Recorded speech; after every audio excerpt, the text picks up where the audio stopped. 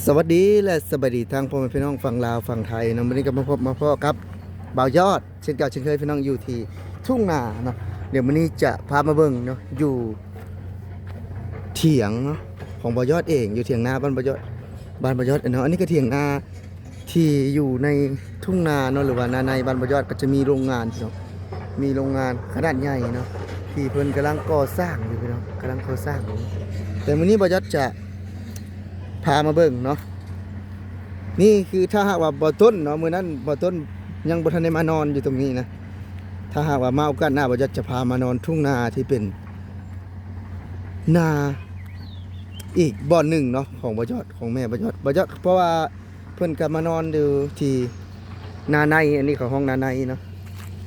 นาอีกบ่อนหนึ่งของบ่ยอดนะพี่น้องเถียงนาเนาะอันนี้คือที่ดินเนาะที่ดินทำนาของบ่ยอดเองพี่น้องนี่ที่ดินทำนาเดี๋ยวบ่ยอดจะพาไปเบิ่งสวนมันเนาะพี่น้องอันนี้ก็จะเป็นเถียงนาเนาะถ้าหากว่ามานี่ก็สามารถนอนได้คือกันพี่น้องก็มีน้ำมีฟืนมีไฟเนาะนี่นะพี่น้องให้เถียงนาคนบนบ่มีไฟอยู่แล้วช่วงนี้นะพี่น้องเนาะนี่คือสวนมันพี่น้องความลำบากของพ่อแม่บ่ยอดนะพี่น้องทำสวนมันเนาะถือว่าเพิ่นบ่ได้ก้นเลยพี่น้องเพราะว่ามันราคาตกแฮงเนาะถือว่าเฝ้าไฟทิ่มอ่ะพี่น้องเพิ่นเหลือใจเนาะเพิ่นบ่ได้ก้นเลยเพิ่นค้านว่าซั่นซะมัน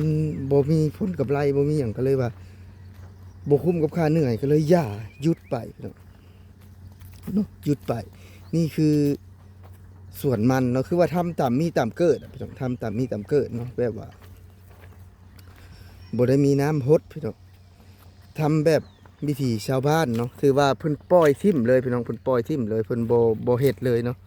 เพราะว่าได้เนาะได้บ่คุ้มกับค่าเหนื่อยพี่น้องเมื่อก่อนเนาะมันเป็นราคาปีกายนี่ก็เป็นราคาแต่ว่าปีนี้พี่น้องราคาตกแฮงเนาะโลละ 2,000 กว่ากีบเนาะมันบ่คุ้มกับราคาพี่น้องบ่คุ้มเนาะถือว่าเพิ่นก็ปล่อยทิ่มนี่คือการทำเมื่อยพี่น้องแต่ว่าพอเฮาเฮ็ดหลายปีแล้วพัดมาแบบนี้เนาะเศรษฐกิจแย่แฮงเนาะเศรษฐกิจแย่แฮงก็เลยเฮ็ดให้ชาวสวนหลายคนปล่อยทิ้งแล้วอันนี้ก็คือสวนมันของบ่าวยอดนะเนื้อที่ตรงนี้ก็จะประมาณอยู่ประมาณ6 ไร่เนาะบ่าวยอดคิดว่าน่าจะประมาณ6-7 ไร่เนื้อที่แม่ของบ่าวยอดอยู่ตรงนี้เมื่อก่อนบ่าวยอดก็ทำกับเมียบ่าวยอด2 คนเนาะแต่ว่าบ่าวยอดบ่ได้อยู่บ้านก็เลยบ่ได้เฮ็ดพี่น้องนี่คือทุ่งนาเนาะอีกบ่อนหนึ่งแต่อันนี้แต่บ่แม่นบ่อนที่บ่อต้นกับบ่ยอดไปนอนได้พี่น้องเนาะอันนี้เถียงหลังนี้ก็ได้เถียงหลังนี้ก็จะเป็นอีกบ่อนหนึ่งเนาะซึ่งไก่พอสมควรกับบ่อนที่บ่ยอดได้ไปนอนกับบ่อต้นเนาะนี่ก็เป็นสวนมันพี่น้องถึงว่าเพิ่นบ่ได้ก้นเลยเนาะเพิ่นบ่ได้ก้นเลยยอมทิ่มเพราะว่าเบื่อเนาะเบื่อกับในทุนจีนที่เข้ามาแล้วเฮ็ดแบบว่าทำอิฐเลยยั่วให้ปลูกพี่น้องยั่วให้ปลูกแล้วพอแบบว่ากดราคาแบบนี้เนาะเบื่อมากกับในทุนจีนพี่น้องนี่คือ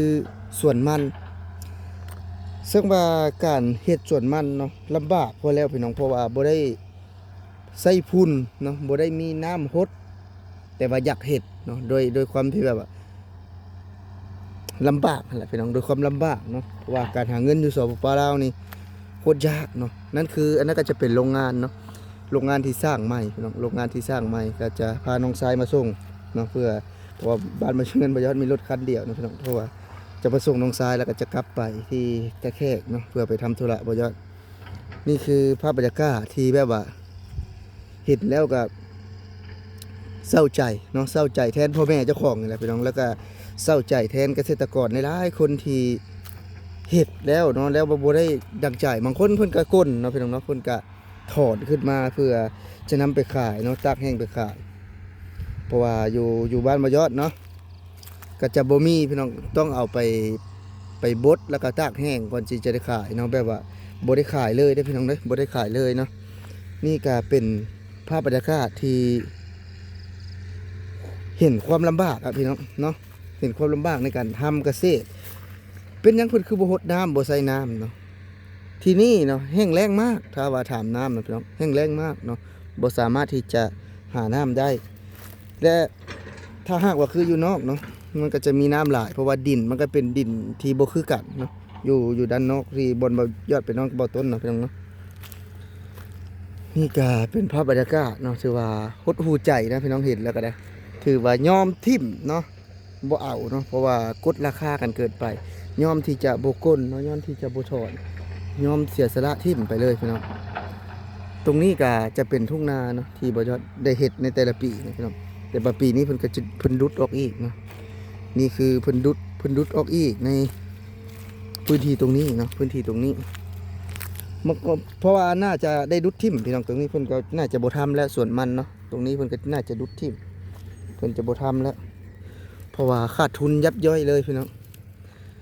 บ่ได้ก้นเลยพี่น้องตรงนี้บ่ได้ก้นมันแค่ได้แค่ล้านเดียวเนาะได้แค่2,000 กว่าบาทถือว่าตรงนี้เนาะพื้นที่ตรงนี้ก็เพิ่นดุดใหม่เนาะพื้นที่ที่แม่บ่ยอดซื้อเนาะ8 ล้านตรงนี้แม่บ่ยอดซื้อ8 ล้าน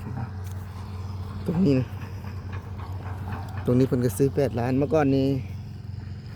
ก็จะเป็นที่ตรงนี้บ่ยอดก็ทำนาพี่น้องทำนาประมาณนี้2 คนกับเมียเนาะทำนาตรงนี้พื้นที่ถือว่าถ้าหากว่าคือฤดูนี้เนาะก็จะเป็นฤดูที่ว่าแห้งแล้งมากในหมู่บ้านบ่ยอดนะ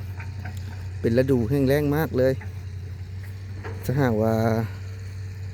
คือบ่ยอดมาเนาะกับบ่ต้นปีหน้าน้องจะชวนเพิ่นมานอนอยู่ไอ้เถียงกระต๊อบหลังนี้นะกระต๊อบหลังนี้จะพาเพิ่นมานอนที่กระต๊อบหลังนี้นี่ก็เป็นภาพบรรยากาศเด้อบ่ต้นเด้อถ้าบ่ต้นไปเบิ่งคลิปบ่ยอดคลิปนี้นะนี่ก็เป็นภาพบรรยากาศเนาะเที่ยงของบ่ยอดพี่น้อง